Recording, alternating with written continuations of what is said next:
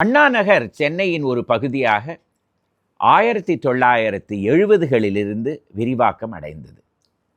இதனுடைய வரலாறு என்னவோ, இந்தியா இன்டர்நேஷனல் இண்டஸ்ட்ரீஸ் கண்காட்சி 1968 வருடம் முள்ளம் நடுவாக்கரை கிராமங்களில் நடந்ததிலிருந்து தொடக்கமாகிறது. அதற்கு பிறகு இந்த பகுதியே அண்ணா நகராக வளர்ந்தது. மிகவும் அழகாக திட்டம் போட்டு வளர்க்கப்பட்ட ஒரு பகுதி.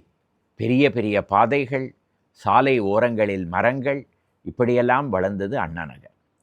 இதில் ஒரு பிரபலமான இடம் அண்ணா நகர் ரவுண்டானா. அந்த வட்டத்திற்கு நடுவே 1970 வருடம் ஒரு கடிகாரம் ஸ்தாபிக்கப்பட்டது. இதை ஒரு மணி கூண்டு என்று சொல்ல முடியாது, ஒரு தூணிற்கு மேல் ஒரு கடிகாரம். அதற்கு பிறகு ரவுண்டானா பெரிதாக ஆகியது, மறுபடியும் சிறியதாக ஆகியது. கடிகாரம் சில நாட்களுக்கு வேலை செய்யாமல் இருந்தது, இப்பொழுது மறுபடியும் வேலை செய்கிறது.